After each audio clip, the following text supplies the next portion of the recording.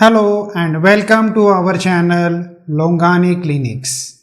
In today's video, we will explore the fascinating world of homeopathic repertories and discuss how they are classified based on their purpose, structure and methodology. Understanding the classification of repertories helps practitioners choose the right one for the case at the hand, improving accuracy and patient's outcome. And if you are a student of homeopathy or simply curious about the amazing field, you are in the right place. First, let's know what are the homeopathic repertories. A homeopathic repertory is a tool that helps the practitioners match patient's symptoms with the remedies. It is like a bridge between the patient's case and the vast world of homeopathic medicines. These repertories are essential for making precise remedy selections, and their systematic organization makes them an indispensable part of homeopathic practice.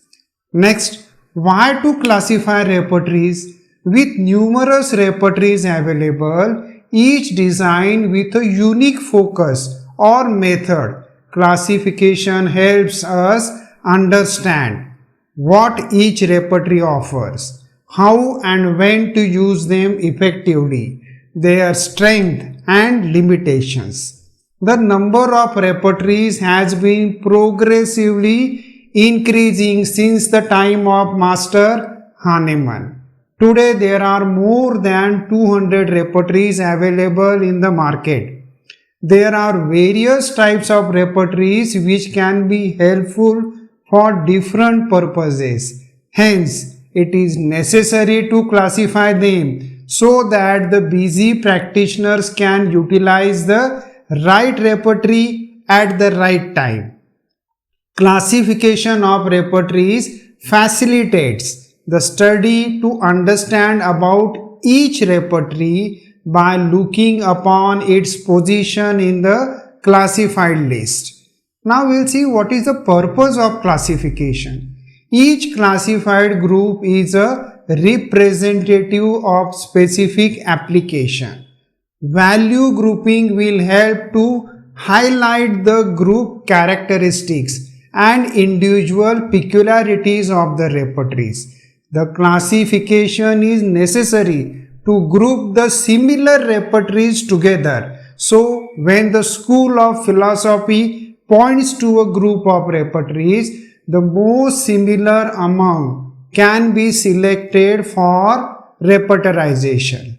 Now, we will see the actual classification of repertories. The repertories have been classified into various groups by different authors, but no standard classification prevails. The most comprehensible classification would be as follows. First, based on philosophical concept. 2. Repertories having no distinctive philosophy.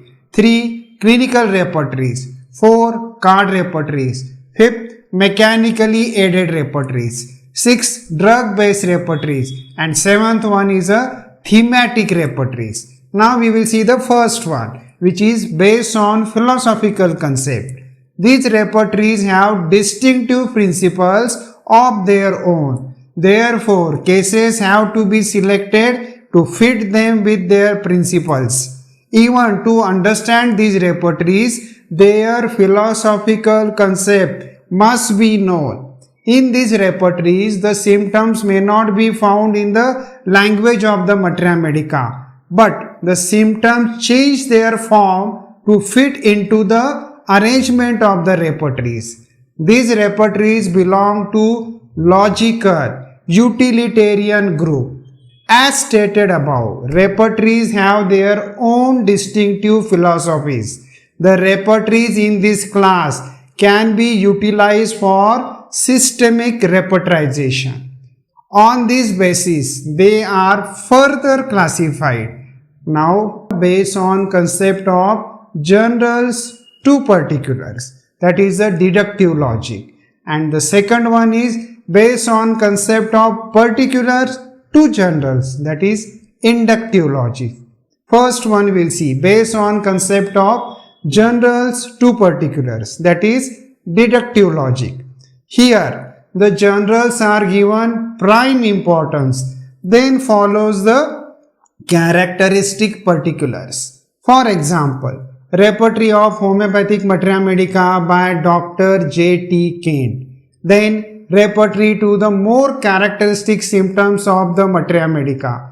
Then Lippe's repertory. Fourth one, synthetic repertory by Dr. Barthel and Dr. Clunker. Then comes the Kane's Repertorium Generale by Josh Kunzli. Then homeopathic medical repertory by Robin Murphy. Then synthesis by Frederick Schranz. Next, complete repertory by Roger Van Zandhout. Then homeopathy and child care by Dr. Shashikant Tiwari. Then phonics repertory by J.P. Bakshi. Now we'll see the second one based on the concept of particulars to generals, that is inductive logic. These repertories are based on the concept of particulars to generals. In these repertories, the different elements of a symptom like location, sensation, modalities and concomitants can be brought together. These repertories are constructed giving more importance to the complete symptom. When there is a particular sensation that is expressed at more than two locations at any given time, the sensation can be elevated to the level of general symptom, provided the modalities remains the same for all the locations expressing that sensation. If a concomitant is also present, the generalization becomes more stronger. For example, therapeutic pocketbook is based on the doctrine of analogy and concomitant. Bogart's repertory operates on complete symptom. Bogart's synoptic key by Bogart gives importance to the pathological generals. Classification, next one, classification on the philosophical concept of totality. First, based on the doctrine of analogy and concomitants. For example, therapeutic pocketbook by Bonninghausen.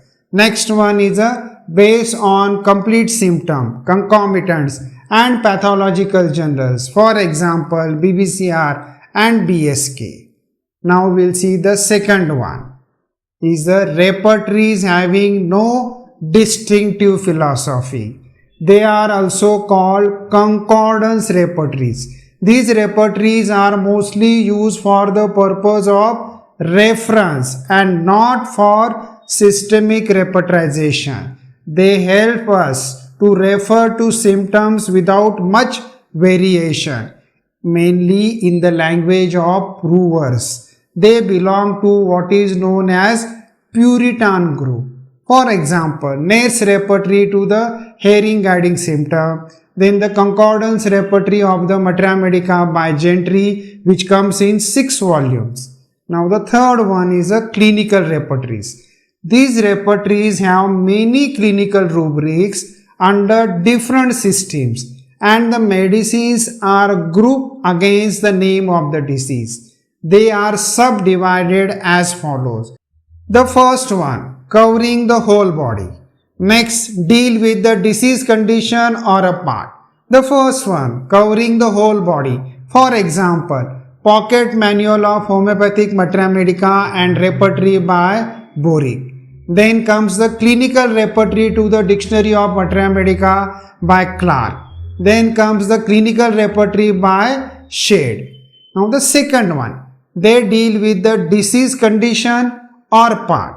Now on the clinical condition or disease, the repertories are Robert's Rheumatic Medicine, Homeopathic Therapeutics of Diarrhea by Bale, Allen's Repertory of Intermittent Fever, Borland's Pneumonia. First we have seen the conditions. Now we will see the parts on specific parts. The diseases of the eyes by Berridge, Repertory of the urinary organ and prostate gland by Morgan, then uterine therapeutics by Henry Minton, leaders in the respiratory organ by Nash. Now the fourth one is a very important, is a card repertories. Card repertory is a system of visual sorting which helps the physician by eliminating the necessity of writing out the rubrics and remedies against them. Slips of cards arranged systematically facilitate the work of finding out the remedies. Card repertories have several cards with rubrics written on the top with a group of medicine below. For indicating the marks and the grades of the medicines, different size of punches have been used. For example, Guernsey's card repertory, Kishore's card repertory, Bogar's card index, Field's card repertory, P. Shankaran's card repertory, Shashi Mohan Sharma's card repertory, Roy's card repertory. Now the fifth one we'll see. Mechanically aided repertories. To facilitate and expedite the work of repertorization, mechanical devices were added to the field of repertory. The whole repertory as well as the process and method of repertorization are put in the form of software. This has indeed made repertorization faster and easier. There are different softwares available in the market. First one is a Kara, then the Samuel, Radar, Organon 96, Mac Repertory, Micropath, HomePath, Polycresta, Kenbo, so many are there. Now we'll see the sixth one. Drug-based repertories. These repertories are exclusively meant to form an index to the symptoms of certain group of remedies. For example, Julian's Matramedica of nosodes with the repertory, a repertory of bowel nosodes by Murray, then comes a repertory of biochemic medicine by Fatak, the repertory of nosodes and sarcodes by Berkeley Square. The last one is the seventh one, is the thematic repertory. In this class, the repertory is well organized on the basis of certain themes. It includes different themes under which the symptoms and their indicated remedies related to the themes are arranged. The example is Thematic Repertory by J. A. Mirilli.